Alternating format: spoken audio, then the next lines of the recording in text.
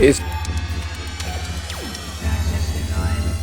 हम लेकर आए हैं एक नई लॉगिन सिस्टम की फ़ाइल। सबसे पहले आपने ज़ैम्प को ओपन कर लेना है। स्टार्ट में जाकर अपाची और माईसीक्वल दोनों ऑन होने चाहिए, क्योंकि ये चीज़ें हमें बहुत बाद में ज़रूरी होती हैं।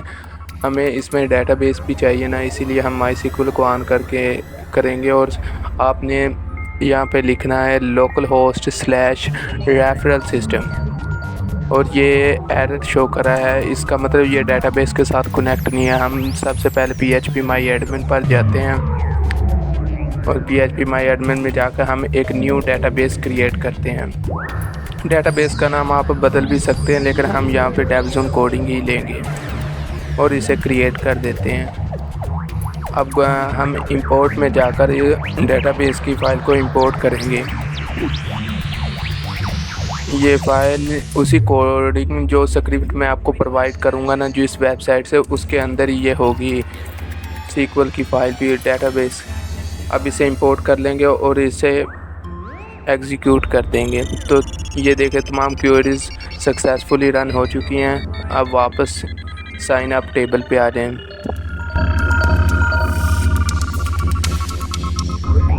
और वापस आप लोगों ने जाके ये साइन अप पेज को रिफ़्रेश करेंगे ना, तो ये सक्सेसफुली रन हो जाएगा।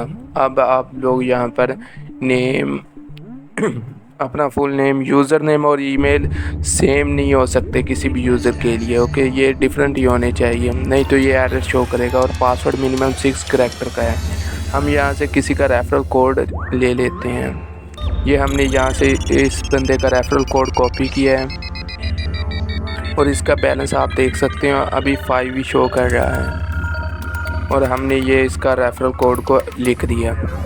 अब हम साइन अप पे क्लिक करते हैं और ये हमारी रजिस्ट्रेशन सक्सेसफुली हो गई है। ये हमें वापस उसी पेज पे रीडायरेक्ट कर देगा। अब लॉगिन पेज पे जाते हैं। हम यहाँ पर इसे अपनी ईमेल या यूज़र नेम में से कुछ भी लिख सकते हैं। मैंने यूज़र नेम लिख दिया, आप कुछ भी लिख सकते हैं। और यहाँ पे पासवर्ड 6 करैक्टर का और लॉगिन कर दें, तो आप सक्सेसफुली लॉगिन हो जाएंगे। ये आपका full name, user name, email, आपका referral code, balance, referral link और लॉगआउट, ये सब कुछ ये आपको डेटाबेस से फैच कर लेगा, सिर्फ आपके यूज़र नेम की बुनियाद पर। यूज़र नेम लॉगिन पेज से ही आएगा, लेकिन ये बाकी जो भी डाटा है हमारा उस पेज पे शो होगा, वो डेटाबेस में से ही लिया जाएगा। आप ये देख सकते हैं कि इसका बैलेंस भी इंक्रीज़ हो गया है। 5 था 8 हो गया है पिछले यूज़र का, जिसका हमने रेफरल कोड लिया था। अब वापस हम उसे ही कोड जो हमारी स्क्रिप्ट है उसे हम VS कोड में ओपन करते हैं। इसे जाके राइट क्लिक करके आप VS कोड में ओपन कर लें इसे, स्क्रिप्ट को, और ये स्क्रिप्ट ओपन हो गई है। ये जो लिंक है, ये लिंक ना मेरे पहले ज़ैम में कुछ प्रॉब्लम थी, तो ये ना ओल्ड फाइल की लिंक दे रहे हैं। हम यहाँ इसे लिंक को अपडेट करेंगे न्यू फाइल के साथ। पहले ये लॉगिन फाइल में पड़ा था, लेकिन अब इस फाइल का नाम है रेफरल सिस्टम। अब ये रेफरल सिस्टम में आएगी। अब यहाँ पर आप लोगों ने ये रेफरल को, ये सिर्फ लॉगिन की जगह पे रेफरल सिस्टम लिख दें। मैंने लिख दिया। आप डायरेक्ट फाइल को डाउनलोड कर लें तो उसमें सभी कुछ होगा। ये उसका लिंक है और आगे जो उसकी आउटपुट शो हो रही है वहाँ पर भी उसे चेंज कर दें। आप तो वैसे जावास्क्रिप्ट में कोड लिखकर इसे कॉपी करवा सकते हैं, लेकिन मैंने ना सिंपली एज है डैशबोर्ड को इतना कोई स्टाइल नहीं किया। अब इसी पेज को हम रिफ्रेश करके, ये देखें आप आ गया है रेफरल सिस्टम। अब इस पर क्लिक करें तो ये देखें, ये ऑटोमेटिकली इसने जो भी हमारा रेफरल कोड था उसे ऑटोमेटिकली लिख दिया है। जो भी नया यूज़र को आप रेफरल कोड देंगे वो ऑटोमेटिकली लिख लेगा।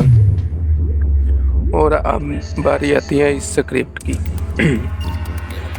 ये स्क्रिप्ट में आपको ये जो आपका यूज़र नेम होगा, पासवर्ड और ये आपका डेटाबेस है, जो यहाँ नाम होगा वहीं आपका डेटाबेस में भी यही नाम होना चाहिए इस स्क्रिप्ट के लिए।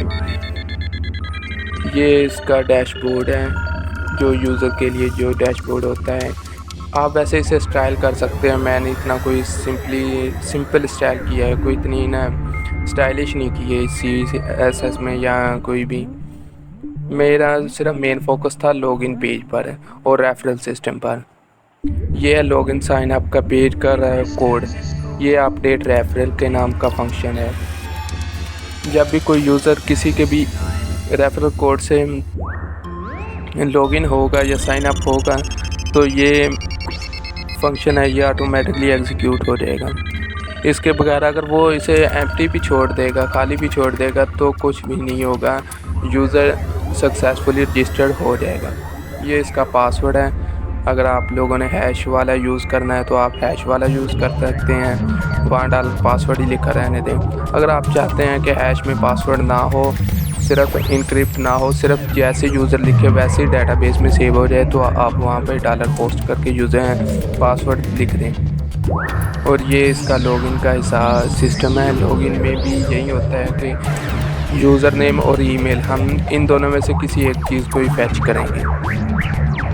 ये इसकी ईमेल है, ये यूज़र नेम है, ये दोनों चीज़ें ये डेटाबेस करेगा और यूज़र किसी के ज़रिए भी लॉगिन हो सकता है।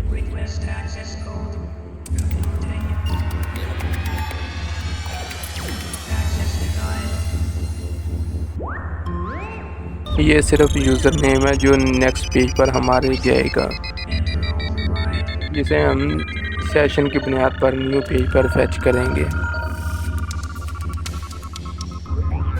ये इसका और ये स्क्रिप्ट मेन बारी आती है इस स्क्रिप्ट को। ये स्क्रिप्ट हम कहाँ से डाउनलोड करेंगे,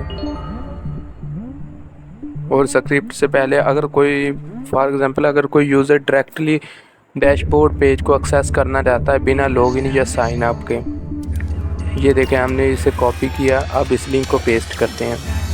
ये हमने किया, लिंक को पेस्ट कर दिया। डायरेक्ट कोई भी डैशबोर्ड को नहीं एक्सेस कर सकता, उसे सबसे पहले लॉगिन होना ही पड़ेगा।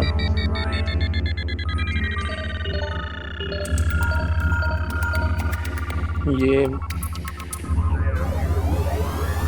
आपने न्यू टैब पे चले जाना है और ये वेबसाइट है।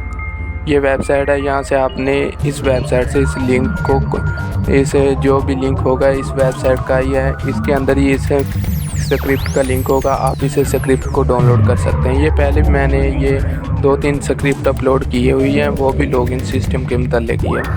उसमें ना बस 2-3 न्यू टेम्पलेट हैं और इसमें टेम्पलेट वही है, लेकिन हमने ना इसमें रेफरल सिस्टम को थोड़ा सा ऐड कर दिया है।